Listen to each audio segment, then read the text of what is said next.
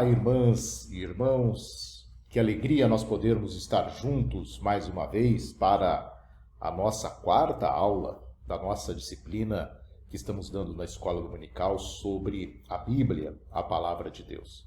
Oportunidade muito rica de nós podermos nos encontrar e neste quarto domingo, no inverno, que parece que agora vem um pouquinho de frio por aí, nós vamos conversar sobre o tema que a gente tem trabalhado nesses encontros que nós temos aqui. Estamos na metade da nossa aula, do nosso curso. São 4 aulas no mês de junho e 4 aulas no mês de julho para nós termos aí uma amplitude do nosso conhecimento sobre a Bíblia, como a Bíblia chegou até nós. Eu tenho frisado com vocês a importância de nós entendermos a Bíblia, a Palavra de Deus, como um instrumento extraordinário e poderoso, Deus falando diretamente conosco, ou seja, a Bíblia como a voz de Deus para o nosso coração. Acho que isso tem sido um ponto importante para entendermos. E a Bíblia é cercada, obviamente, de grandes mistérios. O mistério da preservação do texto que chegou até nós, que a gente tem acompanhado aí. Apesar de críticas, apesar de algumas ponderações sobre o texto, nós temos conosco um texto sagrado, que nós cremos que é a palavra de Deus e que é Deus falando conosco.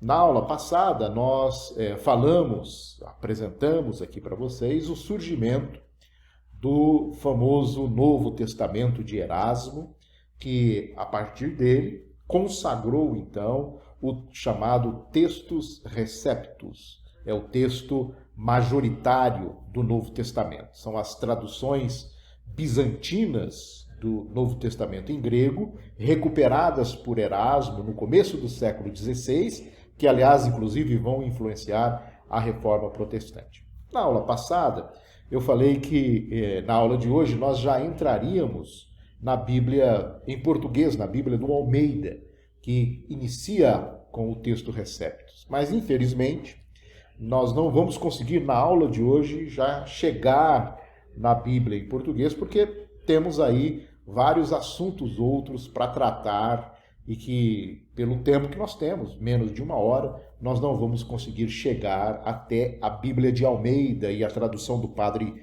Figueiredo, que são as traduções para o português, que são muito boas. Não vamos conseguir na aula de hoje, mas assim nós vamos terminar essa primeira parte, que eu acho que é muito importante para os queridos irmãos entenderem.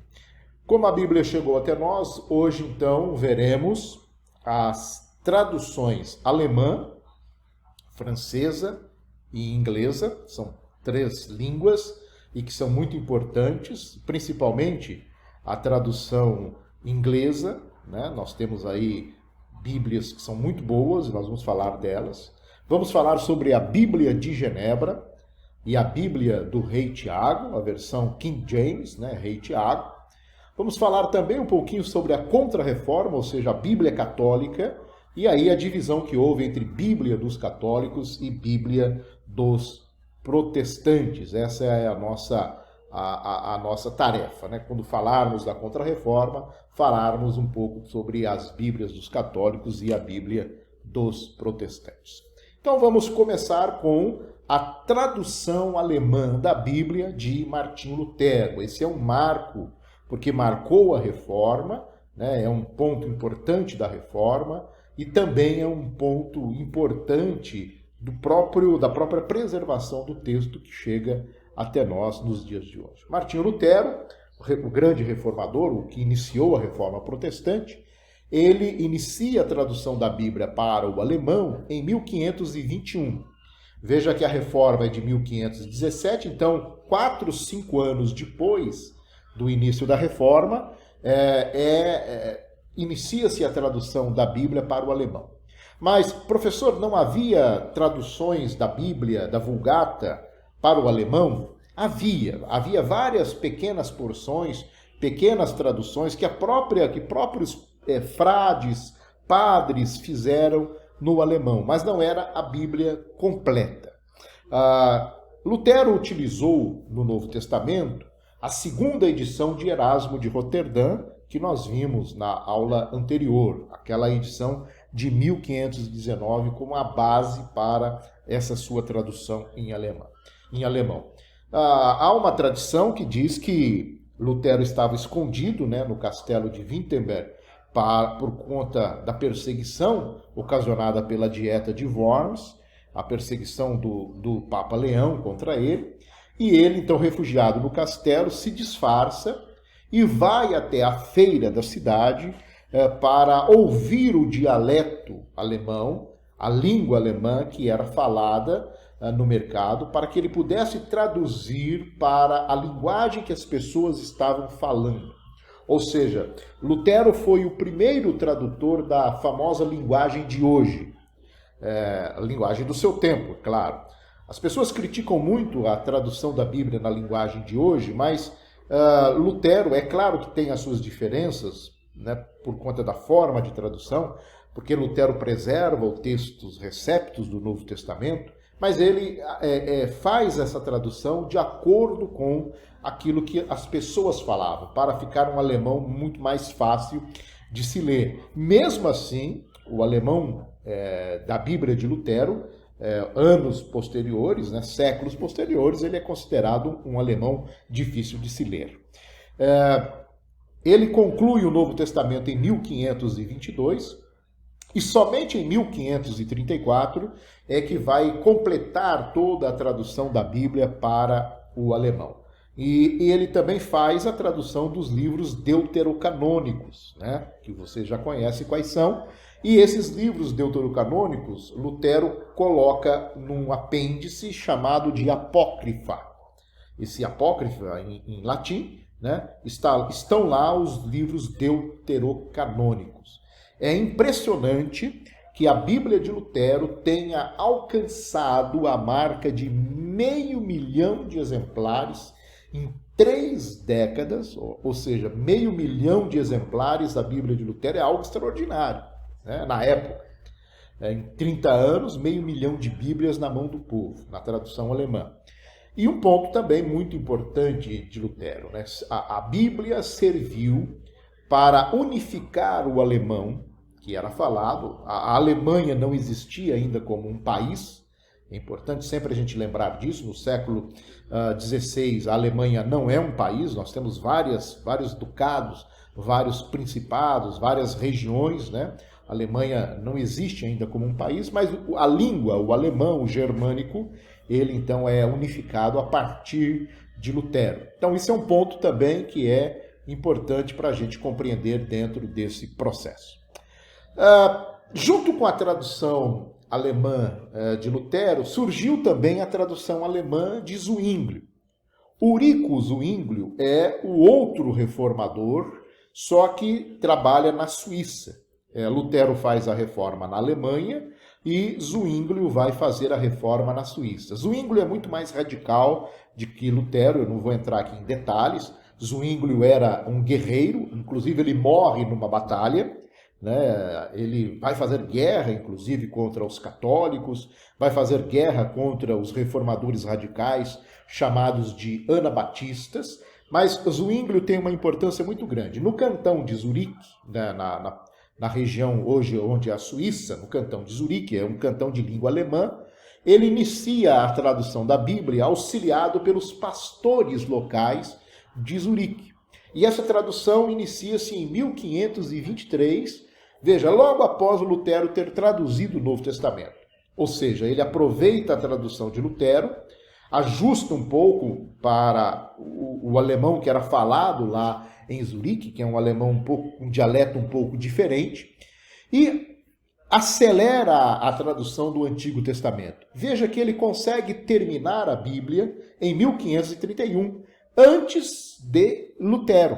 Lutero havia concluído a Bíblia em 1534 e Zwinglio conclui a Bíblia toda em 1531, né? Então bem antes de Lutero. A importância da Bíblia alemã de Zwinglio na Suíça.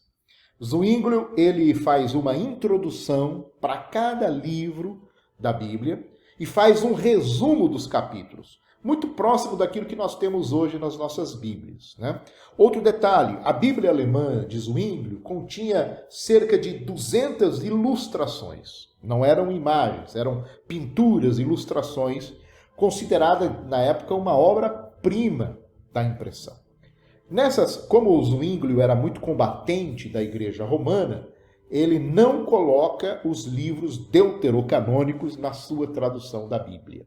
Mas a Bíblia de Zwinglio, ela tem uma importância também muito grande para a expansão da Reforma. Então veja que em 1535 nós já temos a Bíblia de Zwinglio, a tradução alemã, e temos a Bíblia de Lutero, tradução alemã, que estão circulando nas mãos dos protestantes.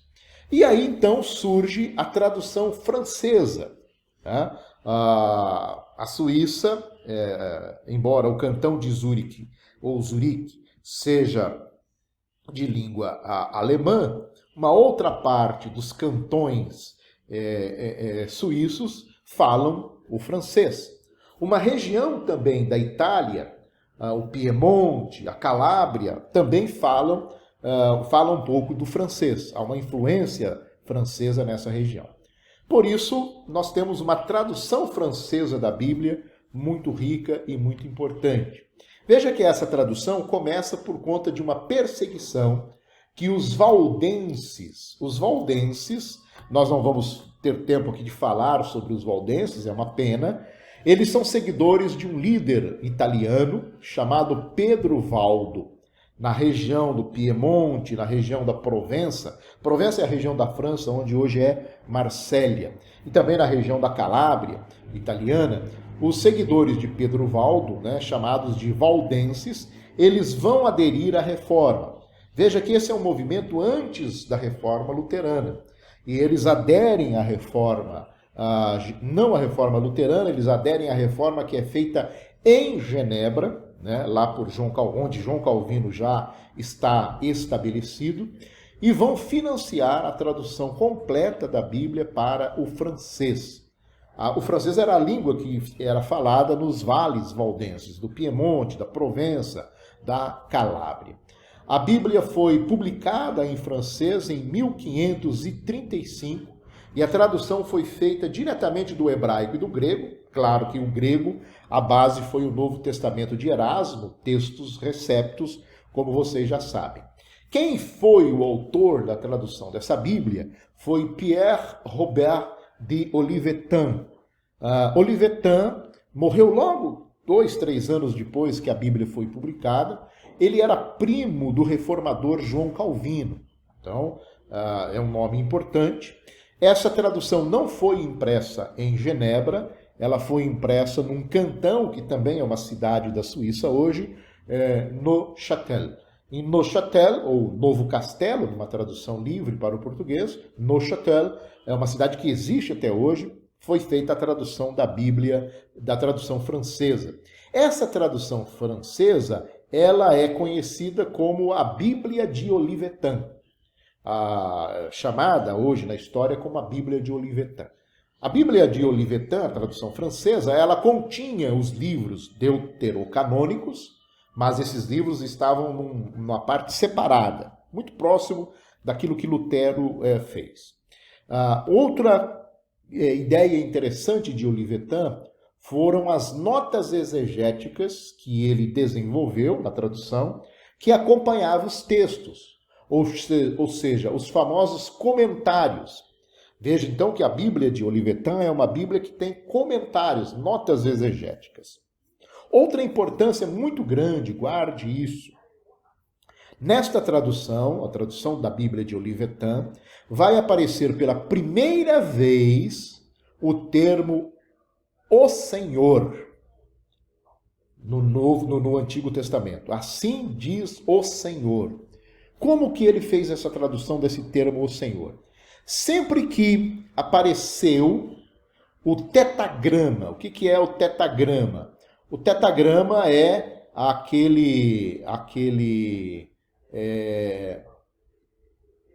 isso aqui, vou riscar aqui para vocês que fica melhor, né?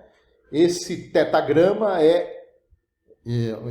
indecifrável porque não tem vogais, né? A gente poderia fazer a consonantação dele, a transliteração dele para o português como YHWH, mas não tem. Esse tetragrama, ele está no hebraico original, sempre quando fala o nome de Deus, aparece esse tetragrama. A gente tem uma aproximação para Yahvé, para Javé, mas as traduções eram feitas como Jeová, ou Yehová, Jehová, essa pronúncia. Mas veja que essa não é uma pronúncia exata, assim como Yahvé e Javé também não é. Então, o que Olivetan fez? Sempre que no Antigo Testamento aparecesse o tetragrama, como eu coloquei ali para vocês, né, naquele risco, ele traduzia para o Senhor. Então, sempre quando aparecia ali, ele traduz para o Senhor. Mas, talvez por descuido, por alguma falha, em algumas partes ele não traduz para o Senhor. Ele mantém o termo Jeová ou Yehová. Uma pena que a Bíblia de Olivetan, ela foi um fracasso de vendas, um fracasso comercial. Por que ela foi um fracasso de vendas? Por que ela foi um fracasso comercial? Fala-se muito, né, que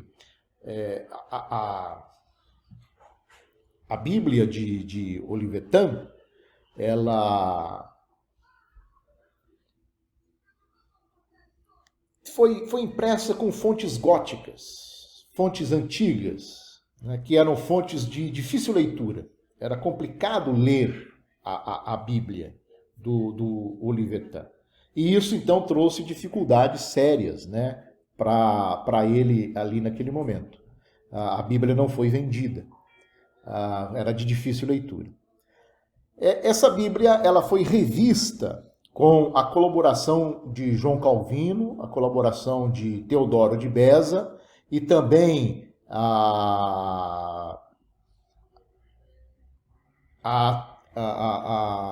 tive um probleminha aqui com a apresentação, mas já retomo ele aqui para vocês. Ela foi a base daquilo que nós chamamos hoje de Bíblia de Genebra, ok? Voltamos aqui, ficou melhor. Então, João Calvino e Teodoro de Beza vão fazer uma revisão da Bíblia de Olivetan, principalmente das fontes, né, que foram fontes de difícil leitura, e vão publicar novamente a Bíblia de Olivetan em Genebra em 1540. E essa Bíblia de Olivetan, revisada por João Calvino e por Teodoro de Beza, ela será a base da famosa Bíblia de Genebra, a Bíblia que foi publicada anos depois lá em Genebra e depois vai ser publicada também na Inglaterra. Então a Bíblia de Olivetan é uma Bíblia muito importante na história das traduções da Bíblia, principalmente porque ela vai servir de base para a Bíblia de Genebra. E agora nós vamos falar da Bíblia de Genebra. Eu acho que sem dúvida, uma das mais importantes, se não para nós presbiterianos, a mais importante tradução da Bíblia. Então nós vamos focar e falar um pouco a respeito da Bíblia de Genebra. Como eu disse, a base da tradução da Bíblia de Genebra foi a Bíblia de Olivetan. E o próprio Calvino e o Teodoro de Beza fizeram a tradução para o francês, uma nova tradução a partir da Bíblia de Olivetan. Publicaram essa tradução em 1560, lá em Genebra, na Suíça. O que essa Bíblia tem de diferente? Vocês estão vendo aqui uma foto dessa Bíblia, né, original da Bíblia. Ela tem comentários. Aqui a foto fica muito complexa, né? Além das imagens e mapas, ela tem comentários. E esses comentários são na margem da Bíblia, nas duas margens, margem esquerda e margem direita, tem os comentários. Esses comentários eram comentários teológicos, feitos por Calvino, feito por Beza, e também feito por vários pastores da Igreja de Genebra. A Bíblia de Genebra ela foi escrita num francês médio, diferente da Bíblia de Olivetan, e fácil leitura para as pessoas comuns. Portanto, as pessoas comuns tinham condições muito fáceis de ler a Bíblia de Genebra. Então, no francês, ela vai sendo utilizada muito rapidamente. Teodoro de Beza vai fazer uma revisão dessa Bíblia em 1588. Ele e Cornélio Bertrand vão reimprimir essa Bíblia e ela, durante mais de 100 anos, ela vai ser reimpressa, principalmente na sua versão em inglês, que nós vamos falar logo a seguir. Então, a importância da Bíblia de Genebra está nos comentários teológicos feitos por Calvino, feitos por Beza e pelos pastores teólogos da Academia de Pastores de Genebra. Então, guarde sempre isso, que é importante. Por mais de 100 anos, essa Bíblia teve uma importância muito grande, ou seja, ela é do final do século XVI e durante todo o século XVII ela será utilizada e utilizada com muita força, principalmente na Igreja Reformada. A Bíblia de Genebra inglesa é a mesma Bíblia de Genebra, né? Só que vertida para o inglês, traduzido para o inglês. É importante colocar aqui esse ponto histórico. Quando Maria I ela assume o trono da Inglaterra, ela restaura o catolicismo, né? Ela vai reinar apenas 5 anos, 1553 a 1558, depois ela é exilada para a Espanha, e depois ela volta para governar a Escócia, né? Mas nesse período nós já temos a rainha Elizabeth, né? Ou a rainha Isabel, como queiram, já governando a Inglaterra e restaurando o protestantismo. A rainha Maria I, ela vai, quando ela restaura o catolicismo na Inglaterra, porque já havia tido a reforma executada pelo seu pai, né, o Henrique VIII, e ele, o Henrique VIII, vai romper com a Igreja Católica. A reforma na Inglaterra é um pouco diferente, né? É mais uma briga pessoal do rei Henrique VIII com o Papa, que não lhe queria dar o divórcio. Mas isso é uma outra história, depois a gente pode até dar algumas pinceladas a esse respeito. Quando Maria restaura, ela inclusive é chamada na Inglaterra de Maria Sanguinária. Quando ela restaura o catolicismo, ela persegue, ela desenvolve uma perseguição a muitos protestantes, tanto ingleses como escoceses. E vários desses eruditos protestantes, eles fogem para Genebra. Inclusive John Knox, que é um reformador escocês, que vai se refugiar em Genebra, que era uma república, né? O cantão suíço, uma república que na época era governada por João Calvino. João Calvino era uma espécie de governador da República de Genebra, auxiliado pelo seu companheiro pastor Teodoro de Beza. Então esses eruditos, esses sábios protestantes ingleses e escoceses se refugiam em Genebra. E lá, então, eles iniciam a tradução da Bíblia de Genebra em francês para o inglês, né? E essa nova tradução é publicada na Inglaterra em 1576. Em 1576 é publicada a Bíblia de Genebra em inglês na Inglaterra. E em 1579 ela se torna a primeira Bíblia publicada na Escócia. Por isso que eu falei que a Bíblia de Genebra é importante para nós presbiterianos. Por quê? Porque o presbiterianismo nasceu na Escócia. John Knox, que havia se refugiado em Genebra, ele volta para a Escócia e assume a liderança da Igreja da Escócia no período de reforma. E sendo líder da Igreja da Escócia, John Knox vai colocar a Bíblia, a tradução da Bíblia para o inglês, né? O inglês, a língua falada na Escócia, é óbvio, como a Bíblia escocesa.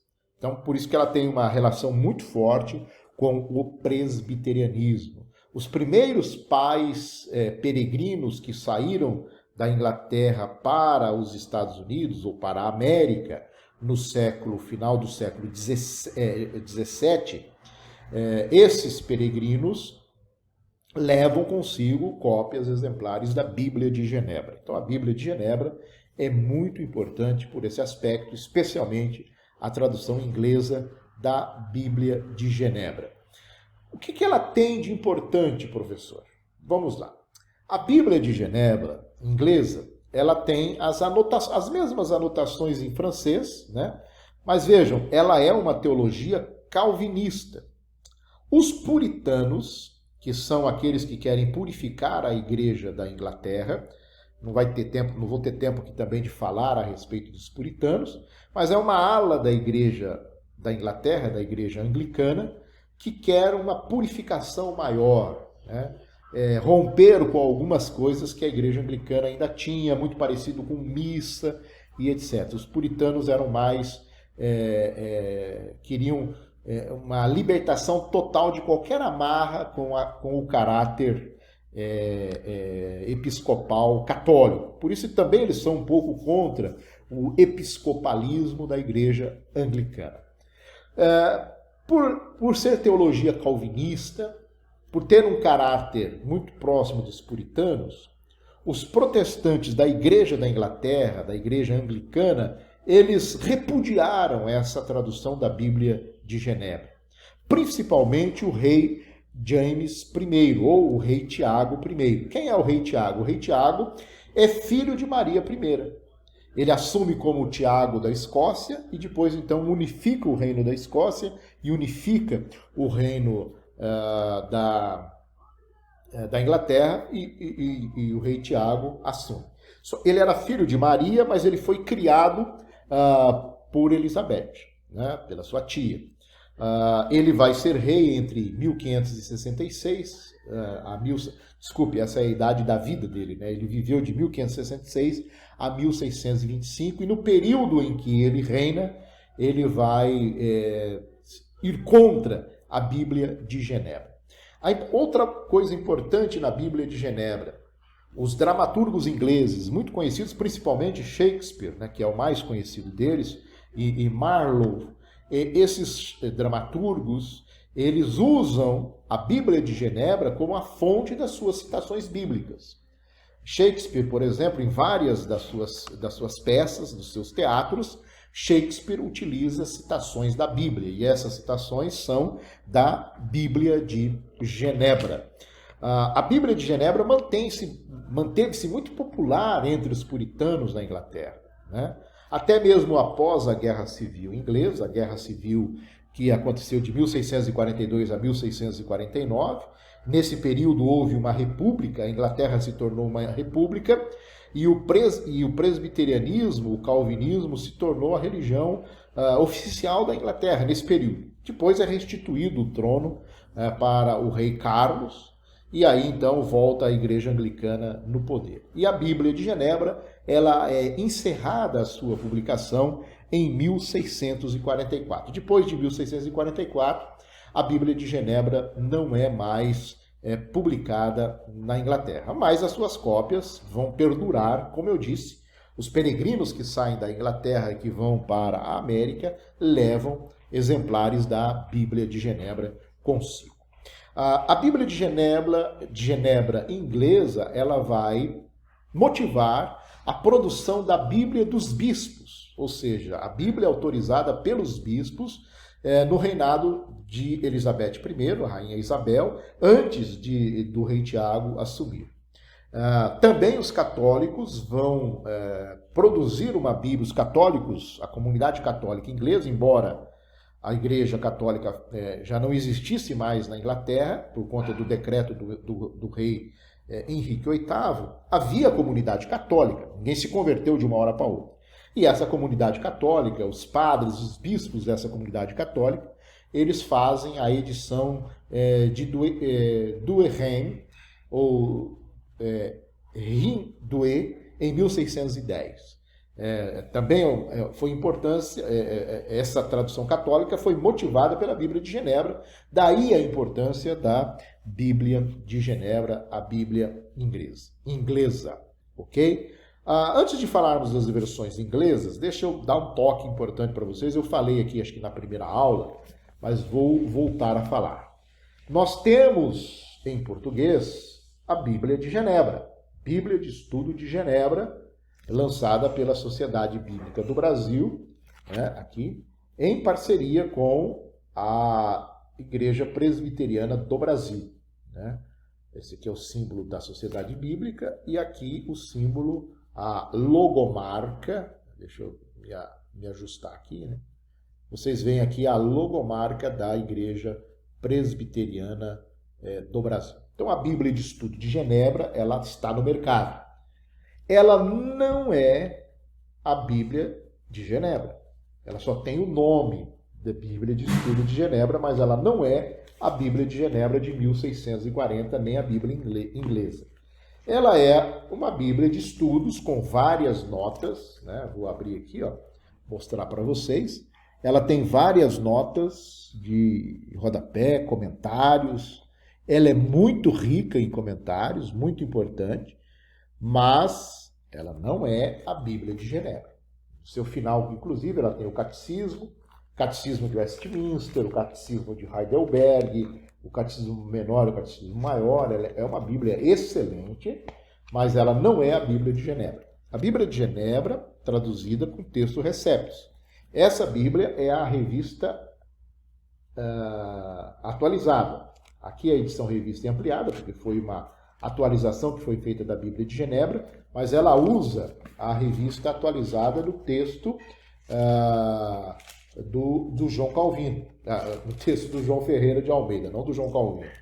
Né? Tá aqui, ó, logo no início, você vai lá ver que ela é da revista RA, revista atualizada, é o texto revista atualizada.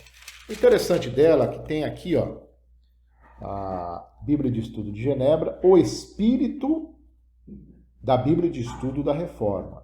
Ela não é, então, a Bíblia de Genebra original. É uma jogada de marketing para vender, é uma Bíblia muito boa, não tenham dúvidas, mas ela não é a Bíblia de Genebra. Isso é importante a gente ser muito sincero com os nossos irmãos e apresentar para vocês aqui essa situação, ok? Vamos falar um pouquinho mais a respeito das versões inglesas, porque a Bíblia de Genebra é uma versão inglesa, mas nós tivemos outras versões inglesas da Bíblia. Deixa eu voltar aqui um slide. Isso. Nós tivemos, por exemplo, a Bíblia de Tyndale. William Tyndale viveu entre 1484 e 1536. Ele traduz a Bíblia diretamente do grego e do hebraico, e ele publica a sua Bíblia na Alemanha durante a Reforma Luterana, a Bíblia em inglês. Ele vai ser queimado na fogueira. Tyndale é queimado na fogueira, considerado como herege pela Igreja Romana. Então, é importante a gente conhecer a sua história. Uma outra Bíblia em inglês é a Bíblia de Coverdale. A Bíblia de Coverdale ela é lançada em 1535 e é uma tradução do alemão da Bíblia de Lutero e do latim da Bíblia Vulgata, traduzida para o inglês. Nós temos a Bíblia de Matthews, 1537, a Bíblia ou Bíblia de Mateus, como queiram. Essa era uma cópia da Bíblia de Tyndale, mas com comentários, ou seja, com as pequenas notas muito famosas na Bíblia de Genebra. Então, a Bíblia de Matthews, ela tem esses comentários. E depois, ela é reeditada sem as notas, sem os comentários, em 1539, e ela vai se chamar de Bíblia de Taverner.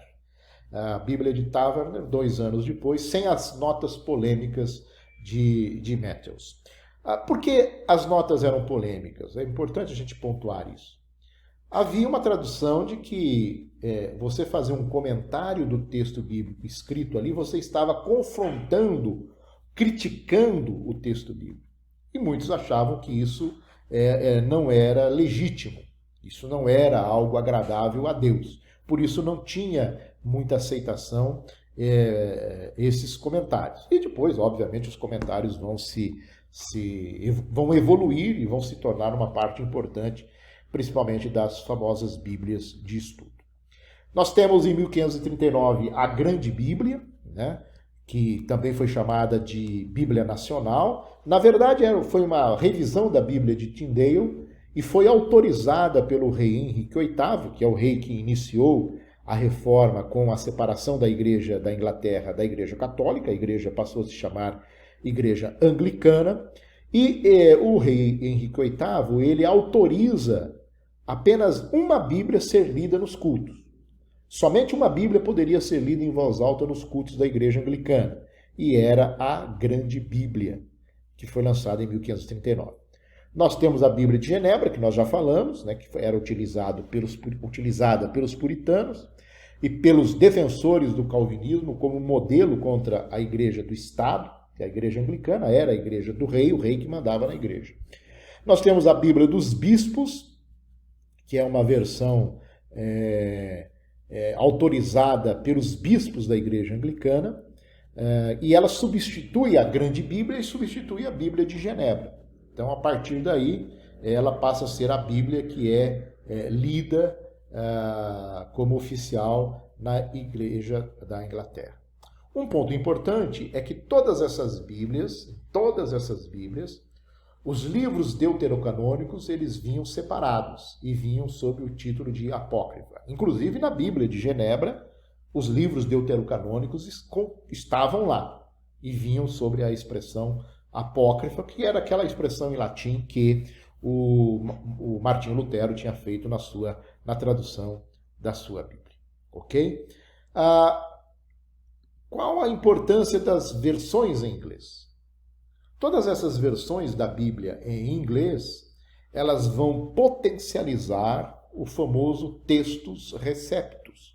Aquele texto do Novo Testamento de Erasmo, que Lutero vai utilizar e que depois todos irão utilizar em Calvino, os comentaristas, etc., vão utilizar essa versão do texto receptus. O texto em hebraico era o texto dos manuscritos dos maçoretas do século V, do século VI da era cristã, né? Os textos em hebraico, chamados textos majoritários, tanto do Novo Testamento quanto do Antigo Testamento. Para superar a Bíblia dos bispos, o rei Tiago, como eu já falei, o rei James, né, o rei Tiago I, ele vai pedir para ser feita uma revisão da Grande Bíblia, ou da Bíblia dos Bispos, e ter, então, uma versão autorizada pelo rei. O rei que comandava a Igreja da Inglaterra, ele quer autorizar uma Bíblia para ser lida pelo povo. E é aí, então, que surge a versão autorizada, ou seja, a Bíblia do rei Tiago. O rei Tiago determina a utilização pela igreja para suplantar a Bíblia de Genebra. Ele não gostava dos comentários da Bíblia de Genebra, como nós falamos. Foi tomada por base a Bíblia dos bispos e todas as notas de rodapé, as notas de margem, os comentários foram retirados. Os bispos, os eruditos que fizeram essa versão da Bíblia, eles vão se servir dos melhores comentários bíblicos da Europa, das Bíblias em espanhol, Bíblia em italiano, francês, alemão, as versões católicas e o Novo Testamento de Erasmo. Eles vão utilizar, então, para essa versão autorizada. Em 1611 vai aparecer a versão autorizada, que é conhecida no mundo todo como a King James Version, ou KJV, ou BKJ, né? A Bible King James. Essas são as versões que aparecem aí. É conhecida como a versão do rei Tiago em português. Essa versão, ela apresentava os 39 livros do Antigo Testamento e os 27 livros do Novo Testamento. Vejam que lá na versão de Erasmo só havia 26 livros no Novo Testamento. Por quê? Porque 1º e 2º Tessalonicenses eram um livro só. Depois eles foram separados, 2 livros, 2 epístolas. Então nós temos 27 livros no Novo Testamento. Então, essa versão é importante para nós, a versão do rei Tiago. Por quê? Primeiro, ela é textus receptus, a tradução do Novo Testamento é textus receptus, a tradução em hebraico é dos maçoretas, né, a versão dos maçoretas, E ela apresenta a ordem dos livros na mesma ordem que nós temos hoje na nossa Bíblia moderna. Na mesma ordem, os livros do Antigo Testamento e os livros do Novo Testamento estão na mesma ordem que nós já conhecemos. Claro que eles também publicaram nesta Bíblia os livros deuterocanônicos. E só que eles ficaram, sabe aquela página branca entre o final de Malaquias e o início de Mateus? Aquele período, né, que todo mundo diz que são os 400 anos de silêncio, que Deus não falou com as pessoas, né? Isso é muito discutível. Então, a Bíblia do rei Tiago é colocada exatamente naquele meio ali. Terminou Malaquias, começam os livros deuterocanônicos, termina Macabeus, e aí já começa o Novo Testamento no Evangelho de Mateus.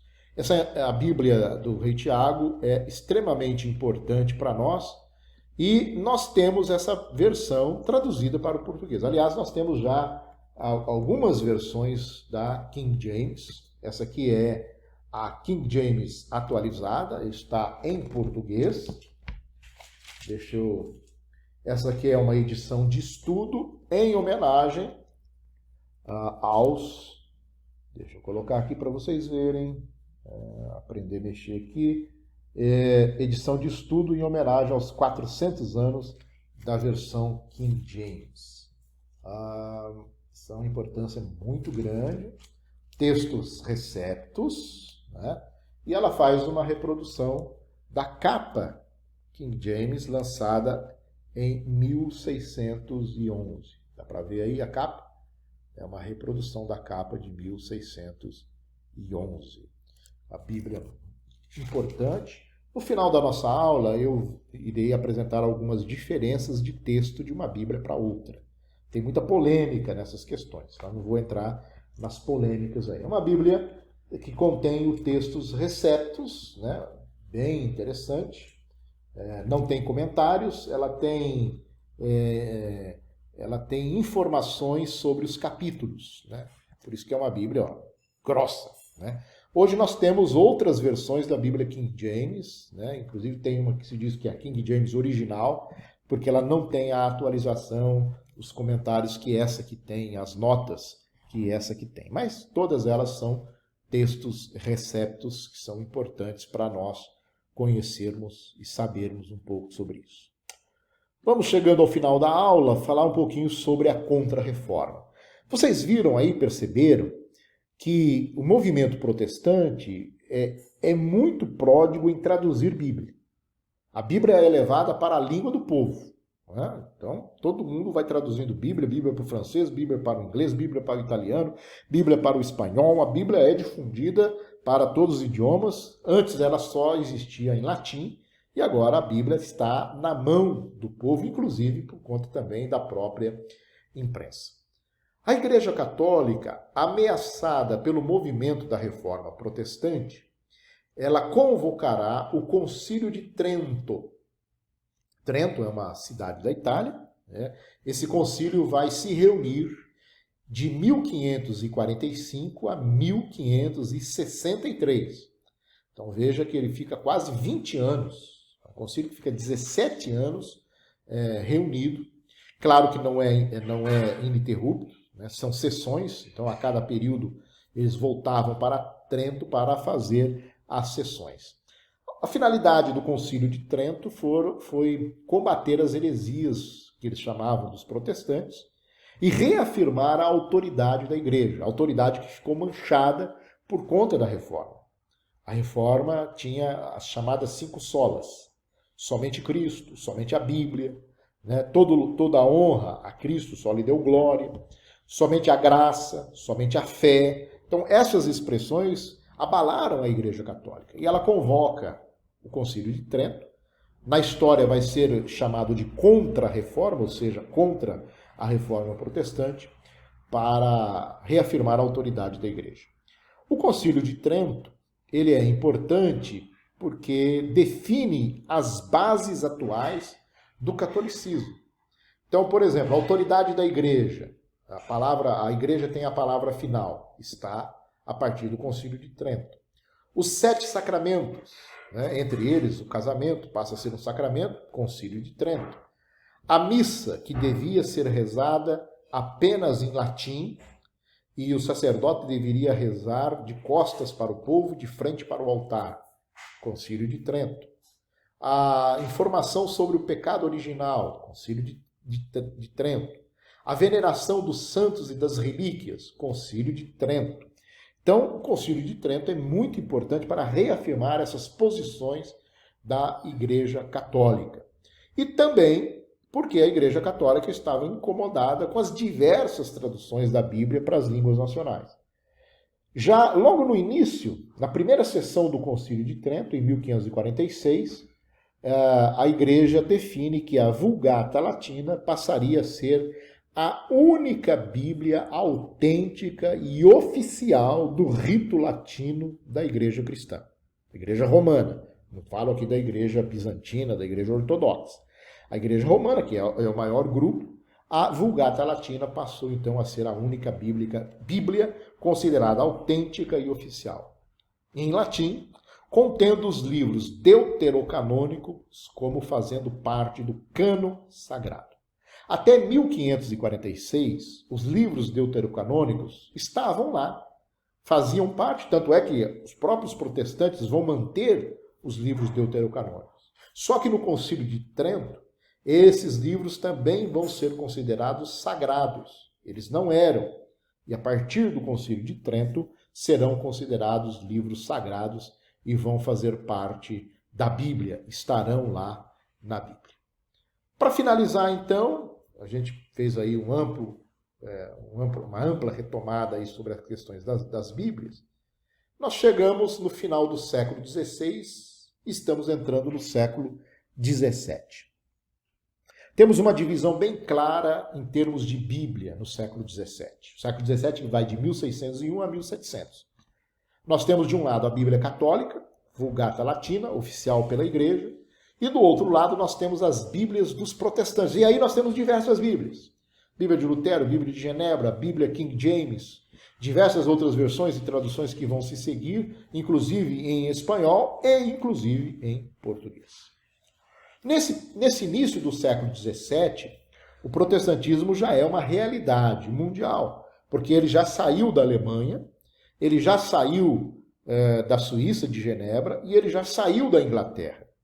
E ele foi para a Dinamarca, foi para a Noruega, foi para a Suécia, para a Finlândia, para a Letônia, para a Estônia, para a Islândia, para a Escócia, País de Gales, Irlanda, França, para todos os cantões helvéticos, atual Suíça, para os Países Baixos, Holanda e Bélgica, para a Hungria e diversos outros países na Europa.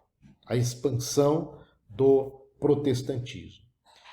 A expansão do protestantismo ela é ainda reforçada com a expansão do Império Britânico. A Inglaterra se torna um grande império, a Grã-Bretanha, e o império e também o comércio marítimo. E o comércio marítimo impulsionado principalmente pela Companhia das Índias Ocidentais e das Índias Orientais, ou seja, os holandeses. Os holandeses empreendem o comércio marítimo e esparramam a Bíblia, esparramam o protestantismo por todo o mundo. E, obviamente, todo mundo vai querer uma versão da Bíblia na sua língua nativa. E aí nós vamos ter a tradução da Bíblia para Portugal e, inclusive, para o Brasil. Nós vamos ter a tradução da Bíblia para o Brasil. E aí finalizo a nossa aula. Aí sim, na próxima aula, prometo para vocês que aí nós vamos falar da Bíblia em português. As duas grandes traduções da Bíblia em português, a tradução de João Ferreira de Almeida, que é a primeira, e depois a segunda tradução, que é a tradução do padre Antônio Pereira de Figueiredo. São traduções belíssimas, nós vamos falar delas no nosso próximo encontro. Espero que você tenha apreciado. Se tiver dúvidas e perguntas, coloque lá no chat do canal ou mande pelo WhatsApp da própria igreja que nós estaremos respondendo aí os questionamentos, ok? Obrigado pela atenção dos queridos irmãos. Senhor, muito obrigado por este momento de estudo. Perdoe, Senhor, as nossas inquietações, que são humanas muitas vezes, dúvidas que surgem, que são humanas, mas reafirmamos aqui a nossa fé no Senhor e a nossa fé integral na palavra de Deus, inspirada, regra infalível de fé e prática para todos nós. Que o Senhor possa estar abençoando a sua igreja, todos aqueles que nos assistem, dando discernimento e entendimento para nós. Assim oramos no nome de Jesus. Amém. Amém.